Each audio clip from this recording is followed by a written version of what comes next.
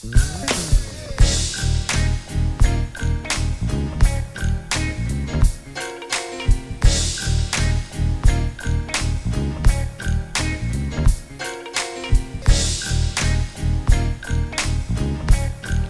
morning, everyone. Thank you again for coming and sharing with us today on this glorious Sunday. So today, let's get our hearts and our minds ready.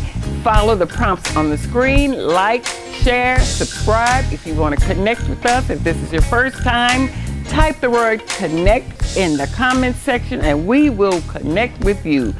Thank you again for sharing, and let us get ready to worship the Lord in spirit and in truth. Come on in this house. Let's praise and serve the Lord.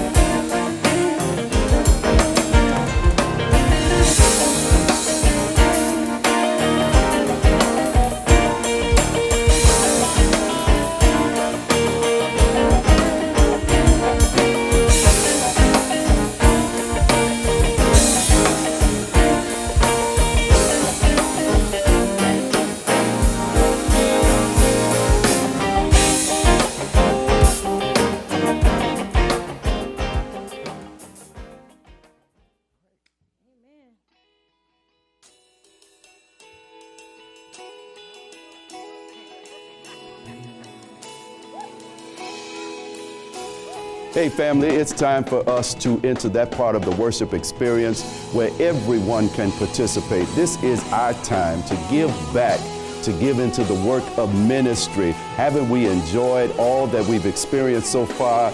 Even though this is virtual, well, this takes work, and every dime that you give goes to the work of ministry to make sure that we put forth quality broadcasts, to ensure that we are helping to vaccinate and test our community for that dreaded COVID-19, to make sure that we're still feeding, that we're still meeting people's needs, to make sure that we are doing those things that God has called us to do, to seek the salvation of those we meet and to stand for justice for those who can't speak up for themselves. And so I want to invite you now to consider what God uses your church, this church, to do, New Canaan and Elm Grove. And please give back according to the way that God has blessed you. If you give electronically, I'd encourage you to take out your device right now and give what God puts on your heart to give. If you're the one and you like to write the check or put the cash in the envelope, we invite you to do so. You know where to find us. Again, I want to assure you that when you give, the money, the seed that you sow, goes to produce good fruit in our communities.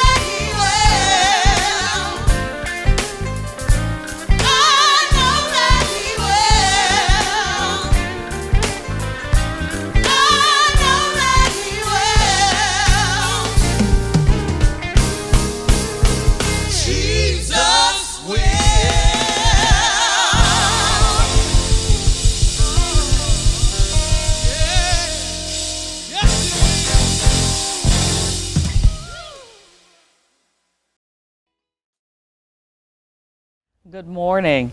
I thank God for another opportunity to stand behind this sacred desk. I thank my big brother Jesus for giving me a story to tell, and I thank you, our church family, for receiving me. There is a word from the Lord this morning, and it is found in the Hebrew Song Book, the Book of Psalms, number 122. Again, we are in the Book of Psalms, number 122. Some delightful words from David. And when you get there, you will find these words. Again, the book of Psalm number 122. I was glad when they said unto me, let us go into the house of the Lord. Our feet shall stand within the gates, O Jerusalem. Jerusalem is builded as a city that is compact together, whither the tribes go up, the tribes of the Lord, unto the testimony of Israel, to give thanks unto the name of the Lord. For there are set thrones of judgment, the thrones of the house of David. Pray for the peace of Jerusalem. They shall prosper that love thee. Peace be within thy walls, and prosperity within thy palaces. For my brethren and companions' sakes, I will now say, peace be within thee. Because of the house of the Lord our God, I will seek thy good. This is the word of the Lord. Thanks be to God. This morning, I want to talk on the topic, God's presence is enough. His presence is enough. You know, growing up in my mother's house, there was never a democracy. It was not a democracy. She didn't take votes on things. Most times she didn't even ask our opinion. She didn't ask what did we want in decisions. And so in with that lack of democracy was then this mandate that we were going to church. And church was not an optional activity. Her rule was, as long as you live under my roof and you eat my food and you wear my clothes that you didn't buy and you drink my water that you don't keep on and you suck up my air, you're going to church. We did not have that option. And it even did not matter what we did on Saturday night. Did not matter how long we stayed out. It did not matter how busy we were. It did not matter what we were engaged in. There were no footnotes. There were no exceptions to the rule. You going to church. And so sometimes at that age, you know, you go to church out of drudgery. You go to church because you're made to go to church. Maybe when you were a teenager or when you went off to college and you got away from mama. But we've all gone at some times out of drudgery, just dragging in and checking your watch throughout church, making out your grocery list on the side of the program. And then, you know, you're the first person out the door when it's over. We've all gone through that. But then at other times, I know people who come to church out of duty. It's an obligation for them. It's just what you want to do. You know, you punch the clock on Monday, and so you have to punch that clock on Sunday with Jesus, hoping that he'll give you some favor, some points during the week. Some of us have been in church all of our lives. And when we don't go, you just feel funny. You don't feel right. You can't get right. Maybe you missed because you were sick, but you still, you couldn't get right. You were sick, you rarely get sick, and it just never felt quite right because you weren't in church. I know for myself, it was back in December of 2000, and I had a surgery, and I could not go to church. I remember being at home recovering, and it was Sunday morning, and I could not get to church. And I remember having a Bible and a hymn book next to my bed, and I sat and read and sang my way through my own personal church service because I couldn't get to the church house. And that's just what we do. TV doesn't always make up the difference. The internet doesn't always make up the difference. Sometimes you have to go to church. And we have been challenged in this past year. How do we deal with that? We can't get to the house. We can't get to church. And so there's a void there. So I want to remind you of some things this morning. There's nothing wrong with feeling that void. There's nothing wrong with that feeling. There's nothing wrong with missing it. But what I want you to understand is about God's presence. His presence is enough. He wants us to be excited about getting into His presence. The psalmist has written here. It's a psalm of David that is one of ascent. It's not written out of drudgery. It is not written out of duty, but it is one that is written out of sheer delight. He said, I was glad when they said unto me, let us go into the house of the Lord. In our culture, our day, they might have said, let's go to church, y'all. And so what we have learned is that there are several ways to categorize these 150 psalms that make up the Hebrew songbook. We could categorize them by number. When the tone changes, it begins another category. We could categorize these psalms by author. There are Davidic psalms, there are psalms by Solomon, there are psalms of Asaph, there's even some orphan psalms, a few orphan psalms. Sometimes the psalms are categorized by their usage. There are some Sabbath psalms, which are meant to be sung on the Sabbath, the day of rest. There are psalms of ascent or psalms of degrees. And these are psalms that you sing as you are on your way into, or as you move degree by degree, or as you ascended up into the temple area. Psalm number 122 is such a psalm. It is a psalm of ascent. It is something that they would have sung on their way into the temple area. And it begins with, I was glad when they said unto me, let's go to church. Jerusalem is set on a hill, and a city on a hill named Mount Zion, about 3,000 feet above sea level. So you literally go up to Jerusalem or to Zion.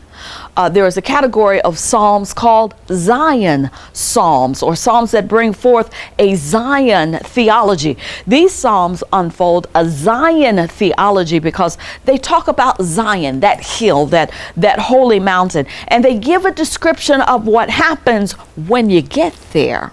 They give a panoramic, scenic view of Jerusalem, and they give you instructions as you get there. The longer I live, I tell you, the more I learn about what our elders really knew and understood. There is the hymn, we're marching to Zion, beautiful, beautiful Zion. We're marching upward to Zion, that beautiful city of God. And there is also a gospel version of that hymn. We're marching up to Zion, that beautiful city of God. We're marching up to Zion, that beautiful city of God. And both the wording, the lyrics are theologically correct because Zion was a hill and Jerusalem was in Zion. So these Zion Psalms tell us what God does in Zion. They tell us what happens on the mountain and what it looks like. These Psalms talk about marching around the wall and telling of the things that God has done, his great goodness and what the walls are like. These Psalms tell us some things that happen when you get to the top of this mountain. Now, Psalm 122 is an outline that reveals elements of Zion and gives us some insight. And there are three things that we're going to see in this psalm. Number one, the Shekinah presence of God. There is a unique presence of God on that mountain. Number two, we're going to see the sovereign power of God. And then three, we will see the shalom prayers of the saints, because the worshipers ought to pray a particular kind of prayer in Zion. So the psalmist begins by saying, I was glad when they said unto me, let us go into the house of the Lord. Let's enter into the presence of the Lord. So to go into this mountain was not so much just to go to the mountain. It was to go into the mountain where the Lord resides. It was not just going into a temple or going into a building, but it was going into the place where God says, I will dwell among my people. This place meant entering into the very presence of the Lord. And the psalmist says, I was glad. The psalm opens with a kind of invitation. Someone has said, let us go into the house of the Lord. And he responds, I was glad. The word glad is interesting because it is also the word for rejoice. And so when he said, I was glad, it means that something happened in three dimensions. First, something happened spontaneously. To be glad is a spontaneous praise. It's sudden. It happened without planning. Second, it is internal, but it cannot be contained. In other words, it's an emotion of joy, rejoicing, of gladness that rises up within you, but it cannot be held inside. It cannot be contained. Third, it is a response to an external stimulus. That means that I've seen something or I've heard something, and what I saw, when I saw what I saw, or when I heard what I heard, something in me rises up that I cannot contain, and I am spontaneously rejoicing and glad. The psalmist said, I was glad. When they said, let's go into the house of the Lord. Someone said, hey, I've got an idea, y'all. So remember that this is a psalm of ascent. It's a song that you would sing as you make your way to into Jerusalem anyway. And so the picture is this. The travelers make their way through the mountain on the roads, and when Zion is in sight, when Jerusalem is in their view, somebody says, let's go into the house of the Lord. Stanzas 2 and 3 says that our feet shall stand within the gates, O Jerusalem. Jerusalem is builded as a city that is compact together. In this mountain is also going to be the testimony of Israel. Verse 4 says, whether the tribes go up, the tribes of the Lord, unto the testimony of Israel, to give thanks unto the name of the Lord. We're going into a place where the presence of God is, but it is the place of the testimony of Israel as well. The word testimony refers to the Ark of the Covenant in Exodus chapter 30. The ark is the chest that contains the word and law of the Lord. Above this chest is the Shekinah glory of God, the glory of God that rested, that blazing gazing light of God that rested between the two angels who were poised and positioned on top of the chest. Inside the chest is the testimony. In other words, the law that God gave Moses is encased in this chest that is called the Ark of the Covenant. And so I go to this place where the presence of God is, and the testimony of God is, and the glory of God is revealed. Worship at its best is an experience of the glory and presence of God. There's something special about being in that place and in that space. When you come to worship, you want to know by faith that God is here. And so come experience then His Shekinah glory.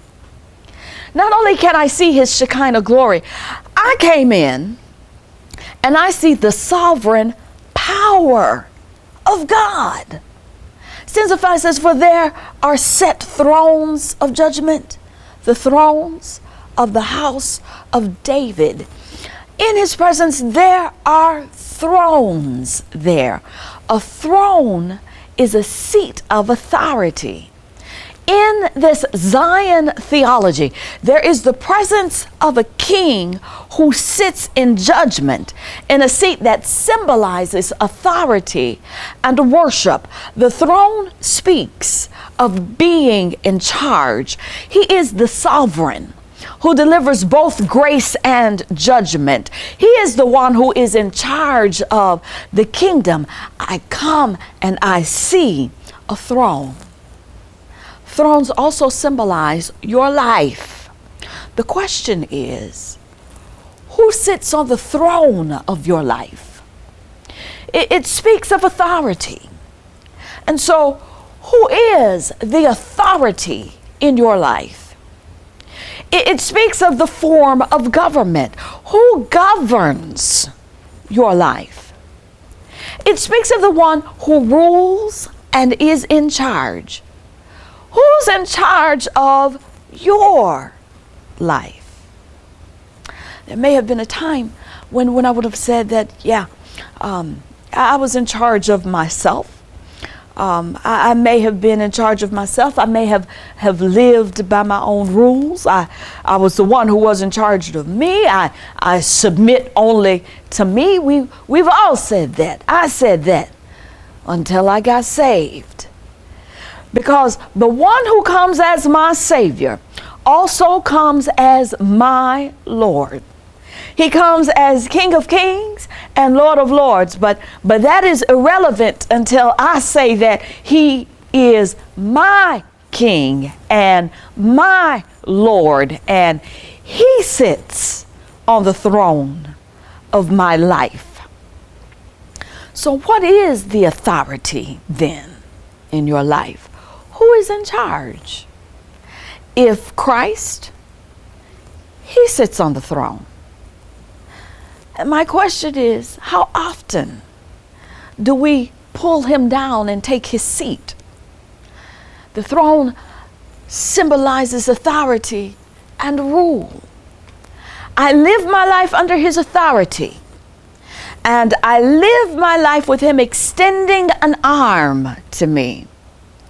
I came and I'm glad and I'm rejoicing to come into the presence of the one who sits on the throne of my life.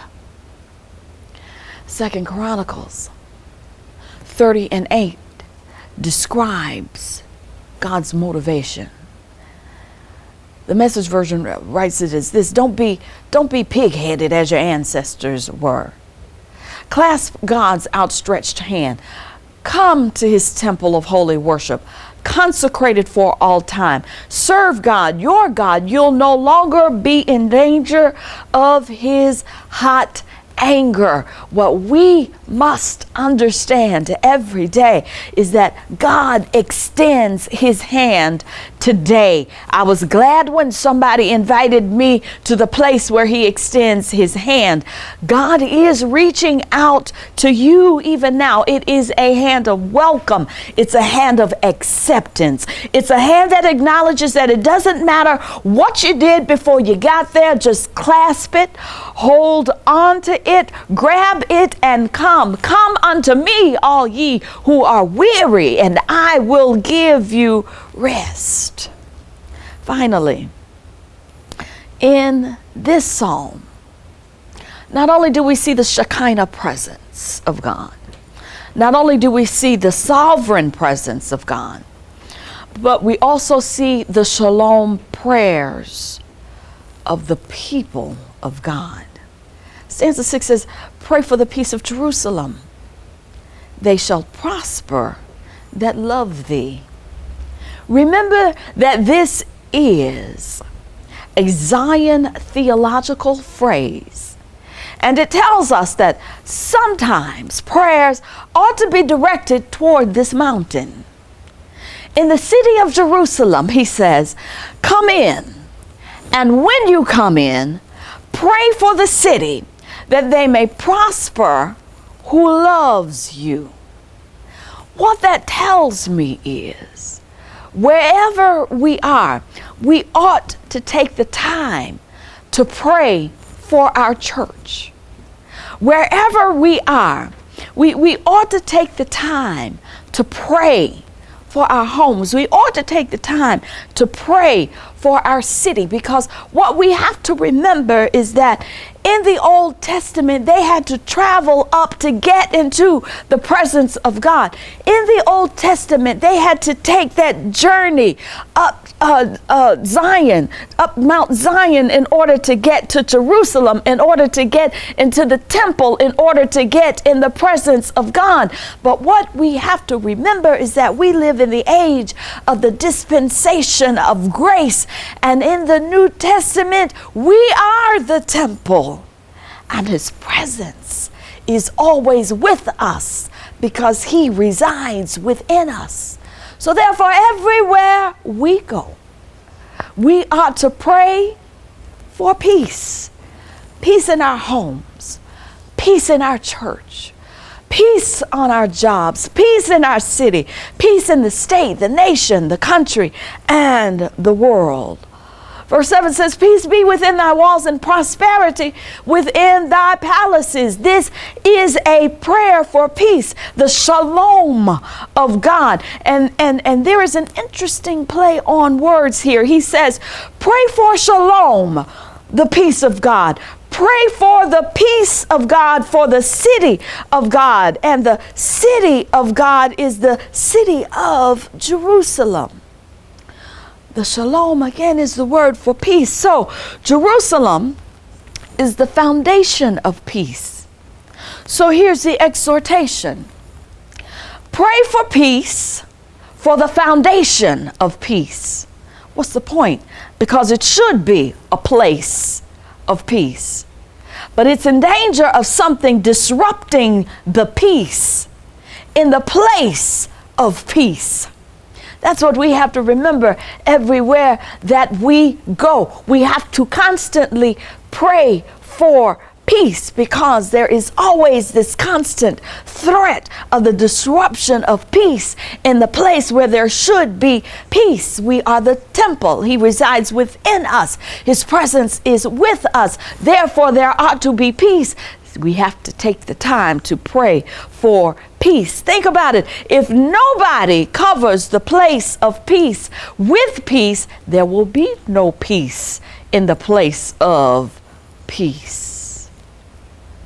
So, as we ascend into Zion on this Christian journey, let's pray for peace along the way. The psalmist also talks about prosperity, the security in that place, the security in the peace, the safety, the calmness, the resting. He says, pray for peace, and then he says, pray for the brethren and their companions, which means not only pray for the city, but also pray for the citizens in the city. That means that we cannot limit our prayers only to ourselves. We should not limit our prayers only for ourselves and our own families.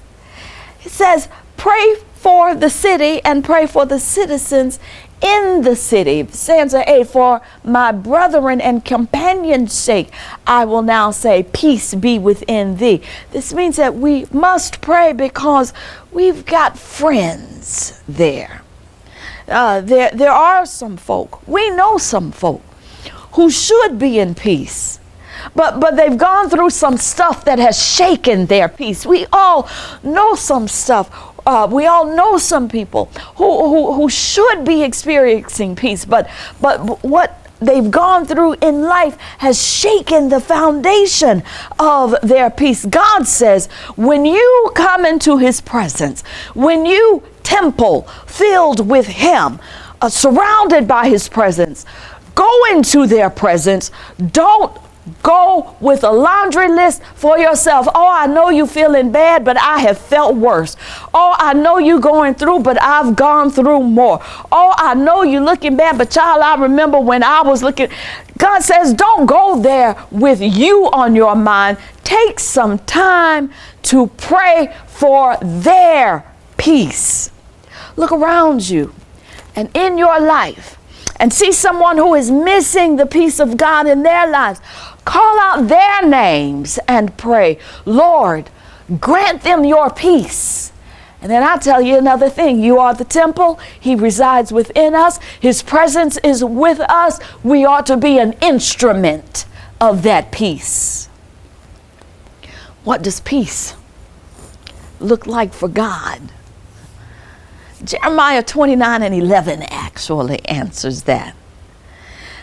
Jeremiah 29:11 says, for I know the thoughts that I think towards you. Thoughts of peace and not of evil, to give you an expected end. In other words, God is not out to get you. God says, I'm not out to get you. I'm out to get you a blessing. The enemy has been whispering in your ear. The enemy has been whispering to you so that you run away from God. But God tells us, hey, slow down, slow down. I've got to get a blessing to you. The key word in that text, I know the thoughts that I think toward you. The key is in the word, for the word thoughts. I know the thoughts. The word for thoughts means intentions, plans, ingenuity, creative ideas. They are plans I have for you, and my ideas and my thoughts are always thoughts of peace. The root word for thoughts means to intertwine. It means to plait or to weave together. So what does the mind of God look like? When God is thinking of peace for your life, it's like intertwining stuff that's blended and mixed and brought together very deliberately and in a planned way, plaiting things together. What I learned is that there is a difference between twisting and plaiting. When I first had to learn how to comb Azaria's hair, it's different. There's a difference between doing my hair, doing her hair. I had to learn that difference. First, I had to seat her in a subordinate position. I had to sit her down in a chair. She was at a level lower than I was, and Even when we sat on the floor, she had to sit at a level that was lower than I was, and I had to think about it. I had to think about how do I want this to look at the end, because I had to plan how my actions would take place to get that desired end product that I had in mind. And so at first I wanted to do it quickly, and so I took the hair, I put it in two parts, and I just intertwined or twisted one piece over the other. What I found though is that doesn't work very well, because that shakes loose very easily. And so I would go through all of that, and all of that hair would just be all over the place by the time I finished. But what I learned is that plaiting requires skill and concentration. Plaiting, that takes more thought, it takes more work, because you have to take even sections, and you can't just take two and wrap them around each other. You got to take 3 sections, and you have to make them even, and you have to maintain them all at the same time, and you've got to give equal attention to every section, such that even when a few strands gets out of place in one section, you got to go to that section and straighten that, while still maintaining the other 2 while you are putting them together. And then there is a particular sequence, there's a pattern that you have to follow. You can't just take sections 1, 2, and 3 and do 3, 2, 1, 1, 3, 2, 1, 2, 3. You have to go in a particular order. They must be in order. You can't start at the top and then think you're going to pick up at the bottom and then come back towards the middle and then go back towards the end. You've got to hold everything carefully and maneuver it just such that at the end all you see is the finished work. I have come to understand that that's how peace is with God. That's how his mind works. That's how his thoughts work. You want some insight into the mind of God towards us? Think about it like this. He takes his will, our will, and some pain, and he intertwines those together. He takes remnants of things that seem dead within us. He takes our broken hearts. He takes our friends stabbing us in the back. He takes us being down to our last dime. He takes us not knowing where the meal is coming from. He takes the injustices of this world. He takes the worries of this life, and he works his will into all of that. He takes his will where he knows he wants us to be successful. He takes his will and he takes that brokenness and he gives us peace, and he just keeps on intertwining. He sees, yeah, you messed up there. That's okay. I'm going to put my will on you. It's going to make you better in the end. And he just intertwines until in the end, the picture is one of peace. That's why we say, in all things, God works for our good. He knows the thoughts that he has for us, and they are thoughts of peace. And so he's always working on our behalf, every situation. There are no coincidences. God allows things to happen. And even when we mess up, even when we delay the blessing because we are disobedient, he continues to work with us and work on us. He's still braiding. He's still plaiting, because he knows in the end, he wants us to experience his peace. And so I encourage you to pray for peace. God says, my thoughts for you are thoughts of peace. And so when you come into his house, there ought to be peace.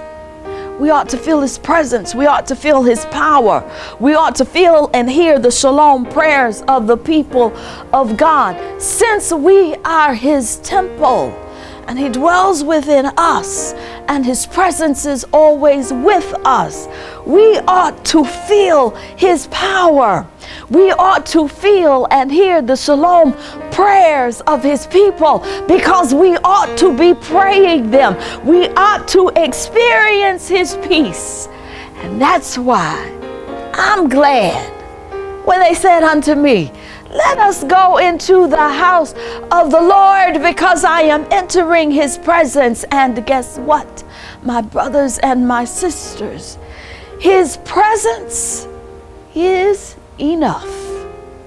In His presence, I find peace, joy, pleasures forevermore. His presence is enough. Let me remind you, you are enough. God bless you. God keep you. May you experience the shalom peace of God. Amen. My, what a word we had this morning. What a wonderful time we've had this morning. We thank you all so much for sharing with us, and we ask that you would continue to sow into this ministry. Thank you again, and we love you, and I know that you will be blessed throughout this week. You will be able to feast on that word throughout the rest of the week. Thank you. God bless you. May God forever keep you and your family.